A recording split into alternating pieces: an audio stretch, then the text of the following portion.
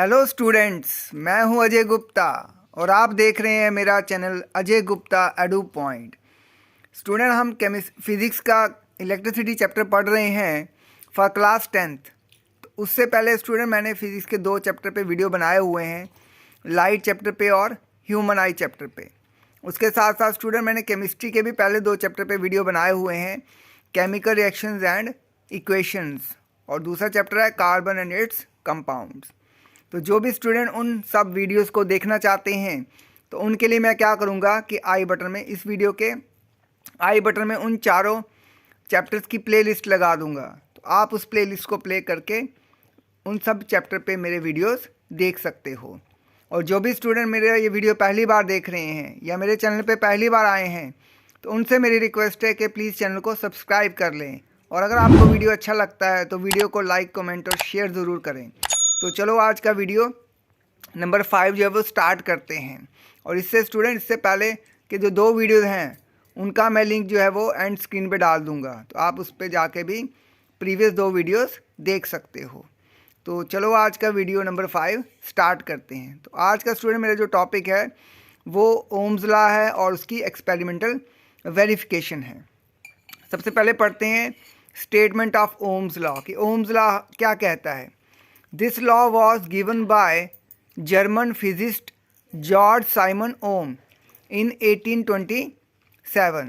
तो ये जो स्टूडेंट लॉ है ये जर्मन फिजिस्ट था जिसका नाम था जॉर्ज साइमन ओम। उसने ये 1827 में 1827 ईस्वी में ये लॉ है दिया था। अब ये लॉ क्या कहता है? It states at constant temperature the current flowing through a conductor is directly proportional to the potential difference across its ends. कि स्टूडेंट जब भी हम क्या करते हैं, किसी कंडक्टर का टेम्परेचर कांस्टेंट रखते हैं और उसमें से जो भी करंट फ्लो होती है उस कंडक्टर से वो डायरेक्टली प्रोपोर्शनल होती है potential difference across its ends. वो पोटेंशियल डिफरेंस के डायरेक्टली प्रोपोर्शनल होती है। यानी कि अगर हम सर्किट में करंट की वैल्यू बढ़ाएंगे तो पोटेंशियल डिफरेंस की वैल्यू बढ़ेगी, या पोटेंशियल डिफरेंस बढ़ाएंगे तो करंट की वैल्यू ऑटोमेटिकली सर्किट में बढ़ जाएगी।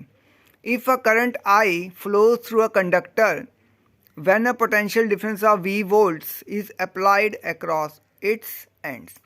तो स्टूडेंट करंट को हम I से डिनोट करते हैं, पोटेंशियल डिफरेंस को हम V से डिनोट करते हैं। तो अगर किसी कंडक्टर से करंट I फ्लो हो रही है और उस करंट के अगेंस्ट जो पोटेंशियल डिफरेंस है वो V वोल्ट का है, तब अकॉर्डिंग टू ओम्स लॉ हमारे पास क्या रिलेशन आएगा? V is directly proportional to I. और सब स्टूडेंट जब भी हम डायरेक्टली प्रोपोर्शनल को कन्वर्ट करते हैं इजिकल टू में, तो साथ ही साथ हमें एक कांस्टेंट लगाना पड़ता है, और वो कांस्टेंट जो होता है वो यूनिक होता है। हर एक एक्सप्रेशन के लिए अलग कांस्टेंट यूज़ होता है और उस कांस्टेंट का जो नाम है वो भी अलग होता है। तो हमारे पास नेक्स्ट स्टेप में आ जाएगा V is equal to R I. तो R जो है वो हमारा कांस्टेंट है, तो जो हमारा रिलेशन है उसको हम ऐसे भी लिख सकते हैं V is equal to I R. I को हमने आगे कर दिया और आर को हमने पीछे कर दिया ताकि ये पढ़ने में थोड़ा सा कंफर्टेबल लग रहा है। तो अगर हमें यहाँ से स्टूडेंट आर की वैल्यू निकालनी वो आएगी V upon I is equal to capital R, where R is a constant of proportionality and is known as resistance of a conductor. तो ये जो स्टूडेंट कैपिटल आर हमारे पास आया है ये कांस्टेंट ऑफ प्रोपोर्शनैलिटी है, यानी कि इसकी वैल्यू आर की फिक्स होगी, कांस्टेंट होगी, और इसे हम बोलते हैं रेजिस्टेंस ऑफ अ कंडक्टर। तो चलो स्टूडेंट बात करते हैं इसकी सर्किट डायग्राम पे। आप इसकी डायग्राम देखो, ये ओम्स लॉ की डायग्राम है। इसमें सबसे पहले ऊपर लगा हुआ है बैटरी ऑफ सेल्स। इसमें मैंने पिछले वीडियो में बताया था, इसमें 3 बड़ी लाइन है स्टूडेंट और 3 छोटी लाइन आ रही हैं।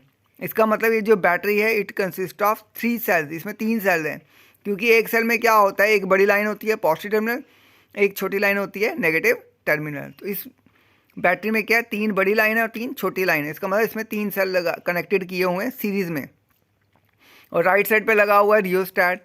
नीचे जो आपका आर है वो हमारा आ गया रजिस्टर और कंडक्टर, और उसके पैरेलल में हमने लगाया हुआ है वोल्ट मीटर जिसके साइन प्लस और नेगेटिव लगे हैं।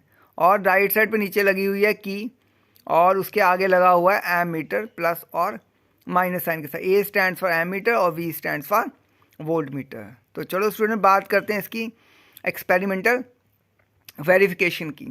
To verify Ohm's law connect the conductor resistor को स्टूडेंट कंडक्टर भी कहते हैं। Voltmeter, ammeter, battery, key and rheostat with the help of connecting wire as shown in figure.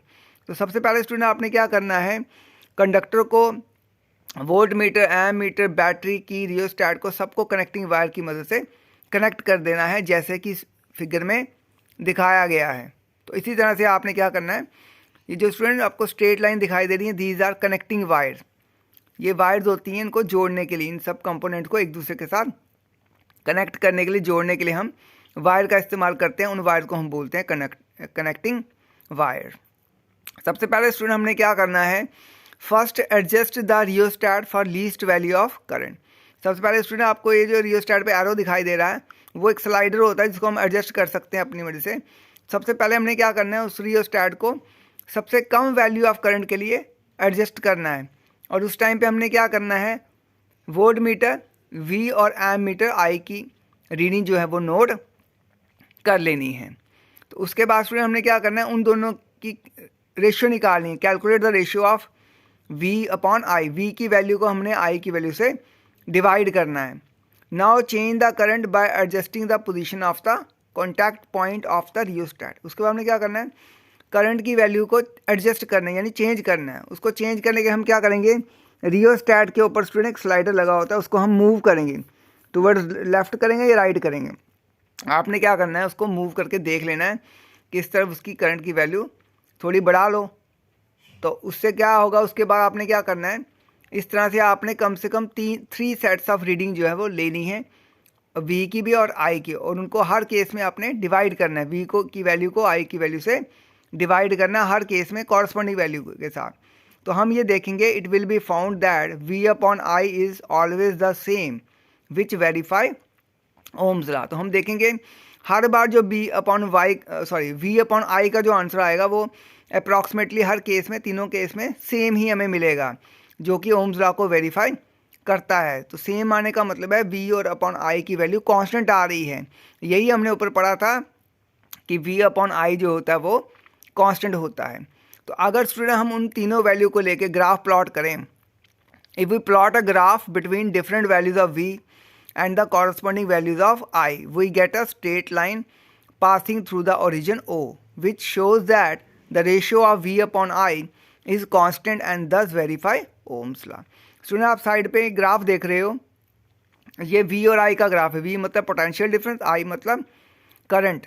तो उन दोनों का ग्राफ है। ये जो डॉट्स हैं ये इनकी वैल्यूज हैं, V अपॉन I की रेशियो ली हुई है, वो वैल्यूज हैं, और ये स्ट्रेट लाइन बना रही हैं ओरिजिन से। जब भी स्ट्रेट लाइन बनती है ओरिजिन से, इसका मतलब है ये दोनों जो वैल्यूज़ हैं वो आपस में क्या हैं, डायरेक्टली प्रोपोर्शनल है, जो कि हमारा ओम्स लॉ वेरीफाई करती हैं।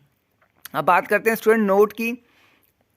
The current flowing through a conductor is directly proportional to the potential difference across its end. तो स्टूडेंट हमने ओम्स लॉ से क्या सीखा कि जो हमारा करंट होती है, किसी भी कंडक्टर से जो करंट फ्लो करती है वो डायरेक्टली प्रोपोर्शनल होती है पोटेंशियल डिफरेंस के।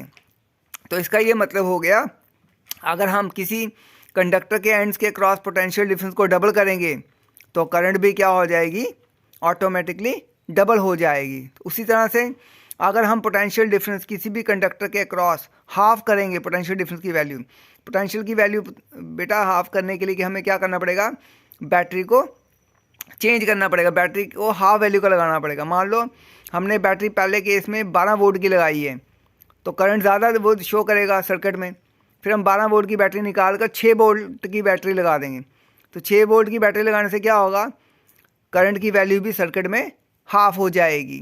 तो इस तरह से हमने ये सीखा ओम्स लॉ के दौरान कि current is directly proportional to potential difference. अगर पोटेंशियल डिफरेंस डबल करेंगे तो करंट की वैल्यू भी सर्किट में डबल हो जाएगी पहले से, और अगर पोटेंशियल डिफरेंस की वैल्यू हाफ करेंगे तो करंट की वैल्यू भी ऑटोमेटिकली हाफ हो जाएगी, जितनी पहले आ रही थी उससे हाफ हो जाएगी। यही हमारा कहता है ओम्स लॉ। तो thank you students for watching this video. मिलते हैं नेक्स्ट वीडियो में।